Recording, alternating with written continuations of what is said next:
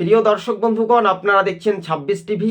২০২৬-এর যে নির্বাচন পশ্চিমবঙ্গে আর সিপিআইএম ২০২৫-এই নতুন প্রজন্মেই উদ্যোগে একটা প্রচেষ্টায় ব্যাপক হারে লাল ঝান্ডার যে গতিবেগ সেটাই কিন্তু কার্যত রাজনৈতিক মহলে সেটাই কিন্তু তৎপরতা নিচ্ছে।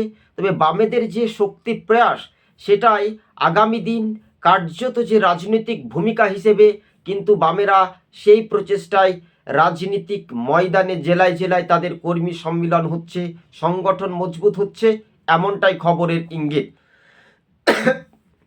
তবে বাস্তবে সেই চিত্রগুলো যদি আপনাদেরকে আমরা তুলে ধরি পার্ট 1 পার্ট 2 করে, তবে ২৬ টিভি চ্যানেলটি যদি ভালো লেগে থাকে অবশ্যই চ্যানেলটিকে সাবস্ক্রাইব করে সঙ্গে থাকবেন। কেননা আইএসএফ এবং সিপিআইএম কার্যত কিন্তু একটা জোটের সওয়াল দেখতে পাচ্ছি এই বঙ্গের ২০২৬-এর রাজনীতির মাটিতে। তবে ২০২৫-এর নতুন বছরের শুরু থেকে এই পর্ব পর্যন্ত, শেষ পর্ব পর্যন্ত আমরা বলে এসেছিলাম এই রাজ্যের শাসক দলের বিরুদ্ধেই বিরোধী রাজনৈতিক দলগুলো কতটা টক্করে লড়াই করতে পারে, এটাই স্বাভাবিকভাবে দেখার বিষয়। ধন্যবাদ দর্শক বন্ধুগণ।